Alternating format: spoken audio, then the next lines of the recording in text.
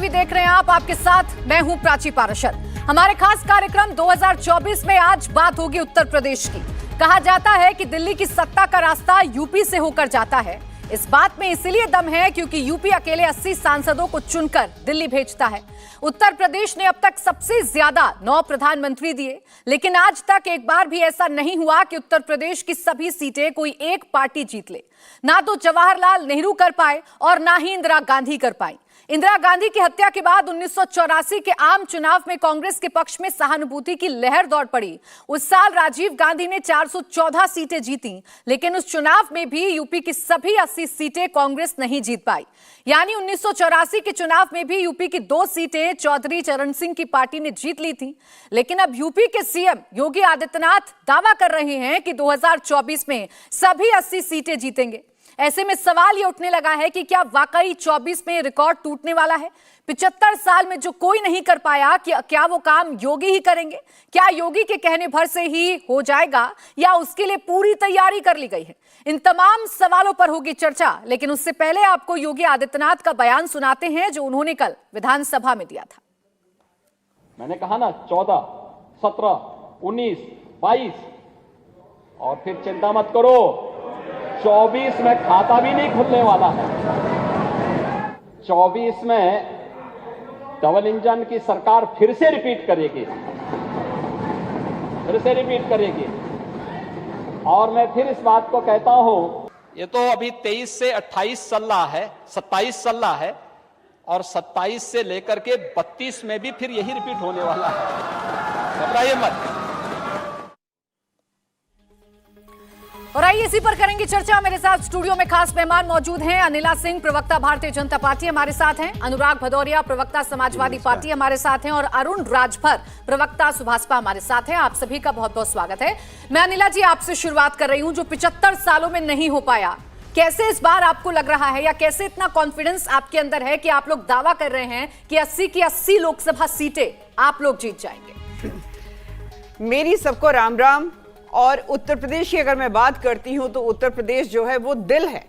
दिल्ली दिल नहीं, उत्तर प्रदेश दिल है इस भारतवर्ष का, और यह तय करता है कि भारत में सत्ता किसकी आएगी। 80 सीटें पार्लियामेंट में जो जाती हैं उत्तर प्रदेश से, वो तय करती हैं कि इस देश का, इस राष्ट्र का नेतृत्व कौन करेगा। अगर मैं बात करती हूँ 80 सीटों की, तो तकरीबन वो 15% होती है टोटल सीट्स की। और अगर मैं बात करती हूँ 272 सीट जो कि जरूरी होती हैं आपको सत्ता में लाने के लिए, तो वो तकरीबन 29% होती है। तो ऐसा उत्तर प्रदेश है मेरा। ये वो जगह है जहां पर हिंदुत्व उत्पन्न होता है। ये वो जगह है कि ये बताती है कि नेतृत्व कैसा होना चाहिए। यहाँ पर चाहे पिछड़ों की बात कर लीजिए, चाहे आप बहुजन की बात कर लीजिए, महिलाओं की बात कर लीजिए, युवाओं की बात कर लीजिए, रोजगार की बात कर लीजिए, उद्योग की बात कर लीजिए, किसी चीज की भी बात कर लीजिए, उत्तर प्रदेश में आपको प्रचुर मात्रा में हर चीज मिलेगी, हर पैरामीटर मिलेगा जिस पर कोई भी राजनीतिक दल जो सत्ता में आना चाहता है उसने काम किया है कि नहीं किया है, आंकड़े बता देते हैं। तो यहां पर जब से योगी आदित्यनाथ जी मुख्यमंत्री बने हैं उत्तर प्रदेश के, आप देख लीजिए, वंशवाद समाप्त, भ्रष्टाचार समाप्त, और जो लोग अपराधीकरण करते थे वो समाप्त, कहीं जो लोग आतंकवाद को सहारा देते थे वो समाप्त। तो जब सारी चीजें सही चल रही हैं तो इस बार आप मानिए 80 में से 80 सीटें जो है वो एनडीए की झोली में जाने वाली है। और जो लोग हमेशा षड्यंत्र करते हैं ना, कहते हैं ना असत्य को पता नहीं है जीत का क्या होता है मंत्र, इसलिए वह पूरा जीवन करता रहता है षड्यंत्र। तो समाजवादी पार्टी जैसे जो राजनीतिक दल है जो असत्यता में जीवित रहते हैं, षड्यंत्र करते रहते हैं, उनका तो डिब्बा गोल। लेकिन अनिला जी, जो जितने भी मुद्दे कल अखिलेश यादव ने उठाए विधानसभा के अंदर, वो मुद्दे तो इस प्रदेश में हैं, और उन मुद्दों को रहते हुए आपको लगता है कि 80 की 80 सीटों पर आपको जनता जिता देगी? अरे मुद्दे उठाने की आप लोगों से पूछिए, जब बाढ़ का विषय की चर्चा हो रही थी तो कितनी प्रेजेंस थी इन लोगों की? केवल आकर भाषणबाजी करने से कोई काम पूरा हो जाएगा क्या? तो जो मुख्यमंत्री जी ने जो शेरो शायरी भी करी और जो दुष्यंत जी का उन्होंने वहां पे शेर पढ़ा, कि मतलब पैरों के नीचे जमीन नहीं है और इनको यकीन नहीं है, तो वही वाला हाल है कि इनके पैरों के नीचे जमीन नहीं है, पर फिर भी कमाल की बात यह कि इनको यकीन ही नहीं, अभी भी ये ठीक है। अनुराग जी, ऐसा है क्या कि आपके पैरों के नीचे जमीन नहीं है और फिर भी आपको यकीन नहीं है? देखिए, वो सही कह रहे थे कि पैरों के नीचे जमीन नहीं है, फिर भी उनको यकीन नहीं है। वो कह रहे हैं, भ्रष्टाचार की बात कर रहे थे, लॉ एंड ऑर्डर की बात हो रही थी, बात महंगाई बेरोजगारी पे हो रही थी। तो उत्तर प्रदेश का, देश का हर व्यक्ति जानता है कि देश में महंगाई है। ऐसा तो है नहीं कि देश में महंगाई नहीं है।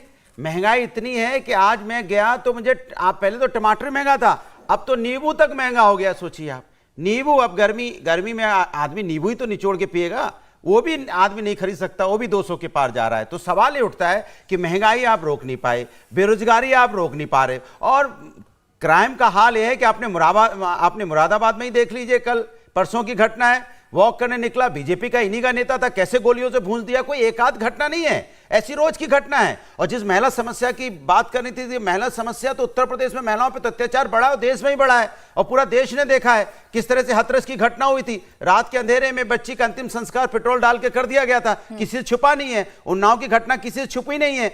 लखीमपुर में किस तरह चीरण हुआ, किसी से छुपा नहीं है। ये महिलाओं की घटना है ना। किस तरह से महिलाओं को, आपने देखा होगा कि हमारी पहलवान जो देश के लिए मेडल जीतने वाली लड़कियां को किस तरह से घसीटा गया, तो इन्हीं की सरकार की बात है ना। मणिपुर की तो ये बोला ही नहीं, देखो पूरी बात बोले, लेकिन मणिपुर फिर भी मुंह से मणिपुर का मान ही निकला, इसलिए चूंकि वहां पे महिला समस्या की इतनी बड़ी घटना हुई है जिससे हम सब शर्मिंदा हैं। लेकिन भारतीय जनता पार्टी उसमें चर्चा करने के लिए बचती है, इसलिए उत्तर प्रदेश की जनता भी यही देख रही है। और उत्तर प्रदेश के मुख्यमंत्री जी भी वहां प्रचार करने जाते हैं, हर जगह जाते हैं। तो उत्तर प्रदेश की जनता इस बात को समझ गई है, जो भारतीय जनता पार्टी है ये सिर्फ और सिर्फ जुमलों की बात करती है।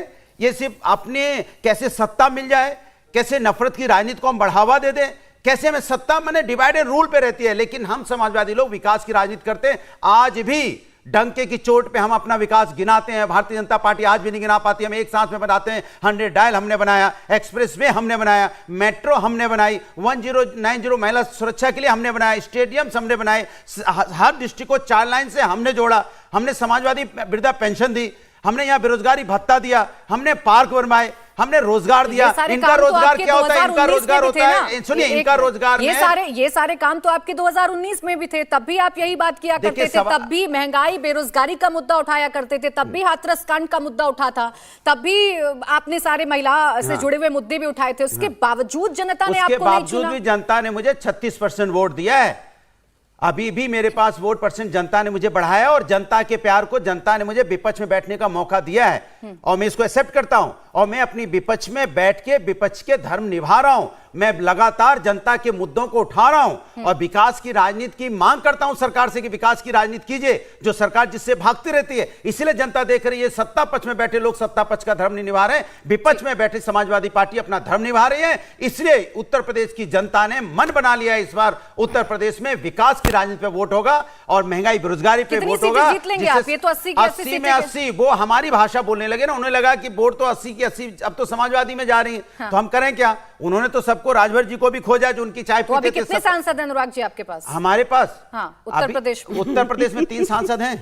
3 से 80 चले जाएंगे? 3 से 80 बिल्कुल। हम चूंकि इस बार उत्तर प्रदेश में समाजवादी पार्टी परचम रहलाने जा रही है, क्योंकि समाजवादी पार्टी पे भरोसा है, क्योंकि इनको तो विश्वास से उन्होंने वोट दिया था ना। दोनों ही मुस्कुरा रहे हैं। एक जो आपके साथी भी रह चुके हैं पिछले चुनाव में विधानसभा में, वो भी मुस्कुरा रहे हैं। वो इसलिए मुस्कुरा रहे हैं, सुनिए, वो इसलिए मुस्कुरा रहे हैं कि उनको तो सत्ता की चाय पीने की आदत है। ठीक है, चलिए, कौन सत्ता की चाय पी रहे हैं? अरुण राजभर, देखिए, आप तो दोनों के साथ रह लिए। आपने तो 2022 में दावा कर दिया था कि अखिलेश यादव से बड़ा कोई नेता नहीं है, अखिलेश यादव ही हैं जो पिछड़ों की बात करते हैं। अब आपका मन बदल गया, आप आ गए भारतीय जनता पार्टी के साथ। आपके आने से जो 80 सीटों का दावा भारतीय जनता पार्टी कर रही है, क्या ये पूरा हो पाएगा? देखिए, ये अल्फाजी जैसी बातें करने से ये 80 सीटें ये नहीं जीत सकते हैं। ये सच है, इतिहास में दर्ज है कि उत्तर प्रदेश जो जीतता है वही दिल्ली का सफर तय करता है, और उत्तर प्रदेश का इतिहास ही अलग रहा है। अब तक जितना आप प्रधानमंत्री देखे होंगे, सबसे ज्यादा उत्तर प्रदेश से रहे। और आप विकास की बात करते हैं, आप 2012 से 17 के बीच में जितना विकास किया उसको आपने 19 में भी दोहराया, 17 में भी दोहराया और 22 में भी दोहराया। ये बात कर रहे थे कि हम 80 सीट जीतेंगे, और बात कर रहे हैं कि 2022 में जो विजन लेकर ये चले थे, उस विजन में कहीं ये नहीं दिखा कि कोई नया काम करने जा रहे हैं। पुराने काम को देश और प्रदेश की जनता ने देखा कि ठीक है आपने किया, लेकिन नया क्या करने जा रहे हैं? कोई नया काम करने नहीं जा रहे हैं। 400 सीटें 2022 में भी जीत रहे थे, आंकड़े ठीक बात है, परसेंटेज गिना रहे हैं 36%। अरे भैया उसमें अति पिछड़े वोटों को भी आप गिन लेते हो, लेकिन वो अब अति पिछड़े वोट आपके साथ रह नहीं गए हैं, वो तो सब एनडीए के साथ खड़े हो गए। और सुहेल देव भारतीय समाज पार्टी ने जितना काम आज की डेट में जमीन पर कर रहे हैं, अल्फाजी तरीके से हम बात नहीं कर रहे हैं, जमीन पर जितना हमारे कार्यकर्ता, हमारे समर्थक गांव में जन चौपाल कार्यक्रम करके सरकार की नीतियां और सुहेल देव भारतीय समाज पार्टी अपनी नीतियों को जो जगा रही है, उससे साफ जाहिर होता कि 80 सीट लड़ने की बजाय इनको अब हार मान लेनी चाहिए कि हम लड़ाई में नहीं है। जी, आपको विकास दिखता है यूपी में जो विकास हुआ है या योगी सरकार ने जो विकास किया है वो अरुण राजभर जी को दिखता है? देखिए क्या है कि ये विकास क्या है, जब हम इनको लेके चलेंगे बनारस की तरफ तो काशी विश्वनाथ का विकास इनको दिख जाएगा। इनको हम पूर्वांचल एक्सप्रेस वे लेके चलेंगे, बिहार में जब हम कनेक्टिविटी बना रहे हैं तो इनको विकास दिख जाएगा। ये गोरखपुर चलेंगे तो इनको विकास दिख जाएगा। ये चले, ये झांसी चले, इनको विकास दिख जाए।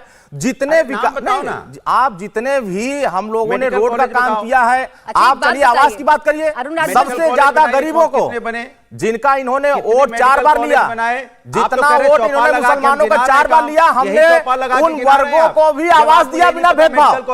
इनकी सरकारों में 4 जिलों में बिजली मिलती थी, हमारी सरकार में, वर्तमान सरकार में पूर्वांचल के सभी जिलों में 24 घंटे 18 घंटे बिजली मिल रही है। लेकिन यह बात को हजम नहीं हो रही। जवाब अरुण राजभर जी, ये जो जितना भी विकास का काम आप गिना रहे हैं, आपने काशी कॉरिडोर की बात की, आपने गोरखपुर की बात की, आपने बिजली की बात की, 2022 में क्या ये काम दिखने आपको बंद हो गए थे? नहीं, देखिए 2022 में सुहेल देव भारतीय समाज पार्टी ने के बाद काम दिखाई, ये बात वही कर रहे हैं। ये दिक्कत ये है, इनको ये समझ में आता है, इनको चाय मिल नहीं रही है, तो इनका ठंडा चाय हो चुका है नहीं ना, और आप हम इनको गर्म चाय पिलाने के चक्कर में तुरंत आपको दिखाई देने लग जाता है, हाँ ये बन गया वो बन गया। इधर देखो ये गुंडागर्दी की एक भाषा, जैसी चाय चली जाती है जो गुंडागर्दी फिर आपको दिखाई नहीं पड़ता, फिर कहते नहीं कोई धमकाने की भाषा, भारतीय जनता पार्टी झूठी पार्टी है, भाषा है, वो अहंकार की भाषा निकल नहीं पा रही है। चाय मिलेगी, जो गुंडागर्दी की भाषा है, न तो इनके राष्ट्रीय अध्यक्ष अखिलेश यादव जी की निकल रही है, न इनके कार्यकर्ताओं की निकल रही है। जितने जमीनों पर कब्जा किया गया था अवैध तरीके से, सबसे ज्यादा वर्तमान में आदित्यनाथ योगी जी ने उन गरीबों को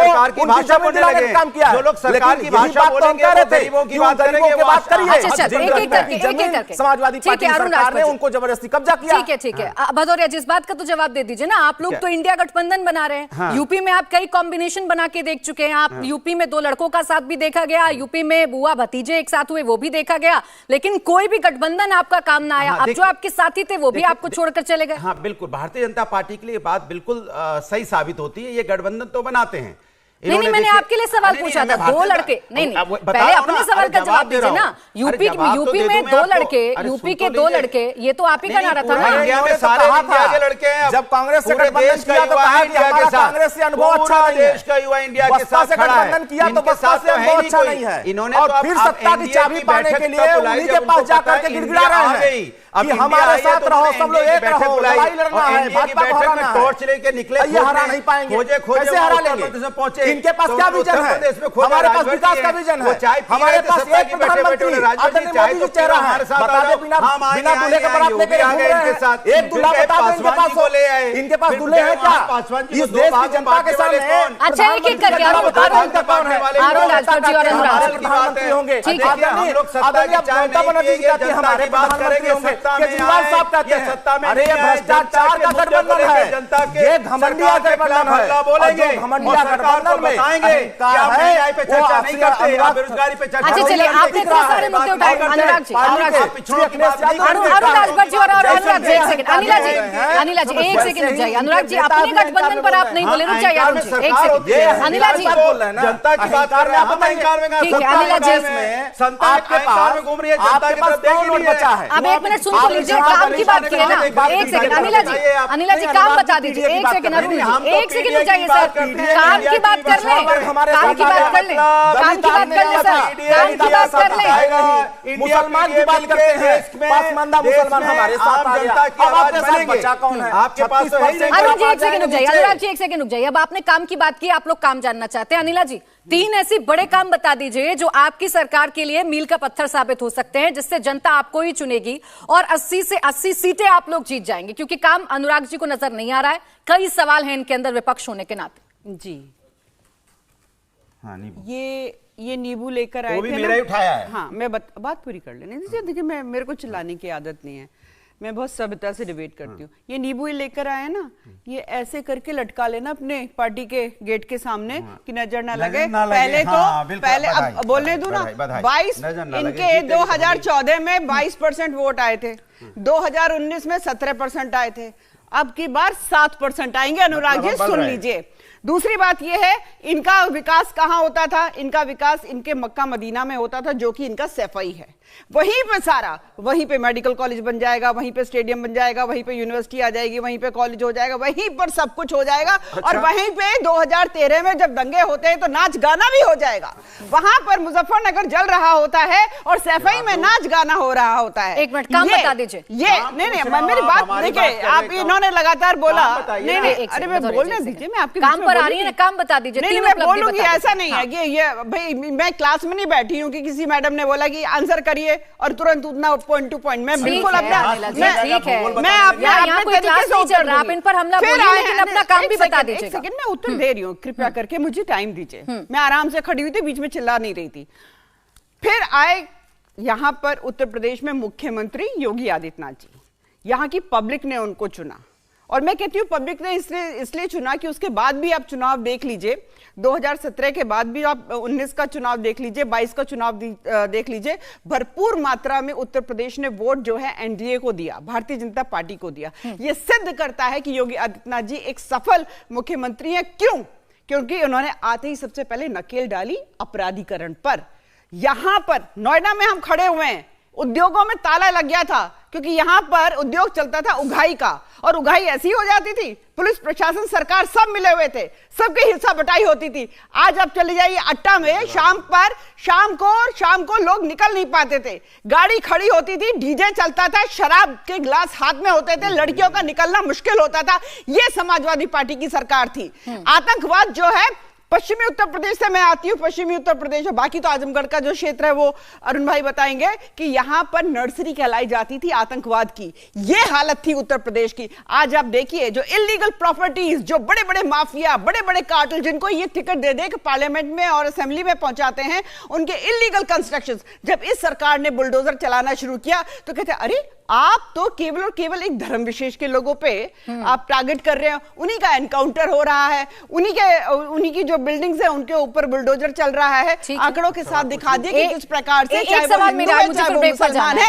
आपने अपराधियों की बात की। अनिला जी, आपने अपराधियों की बात की, आपके जो साथी आ गए हैं, अभी तो मैं साथी आपके साथ आ गए हैं, अभी तो मैं केवल अपराधीकरण पे आई हूं साहब, अभी तो मैं 10 अपराधी नहीं। अरे उनके साथ वो भी विधायक हैं जो आपकी हिट लिस्ट में रहते हैं। मुख्तार अब्बास, एक सेकंड सर, मुख्तार अब्बास नकवी के बेटे भी हैं, उस पर भी चलेगा क्या आपका ये बुलडोजर? एक मिनट बस, पहले एक मिनट, अनिला जी जवाब दीजिए। इंडिया टीवी यहाँ कब से है? अनिला जी का जवाब दीजिए। अनिला जी जवाब दीजिए। पूरी इंडस्ट्री यहाँ चल रही है, समाजवादियों की दी हुई इंडस्ट्री सैमसंग हमने लगाई।